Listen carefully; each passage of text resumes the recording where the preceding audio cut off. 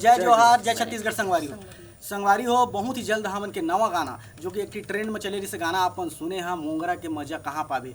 ओकर बाद में अभी आता है मोंगरा के मजा 2 ओकर भाग 2 जेमा बहुत अच्छा सिंगिंग करे हमारे बड़े दीदी मोंगरा विश्वकर्मा जी, और जो कि यही श्याम म्यूजिक प्रोडक्शन में जेमा काम करे हैं मैं आप मन के झरनेश यादव अलकरहा टूरा और बहनी आकांक्षा सब एक साथ काम करे हैं। बहुत अच्छा वीडियो आने वाला है आप मन के बीच में।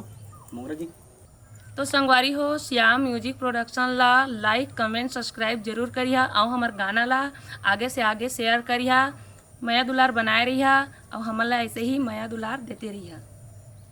तो संगवारी हो बिल्कुल झन भूलिया दीदी के नवा गाना आत हवा जिले जितना प्यार दे रहा पहला वाला ला उतने गन प्यार के फिर आशा करत हन जरूर पसंद करो अपन सुनिया था।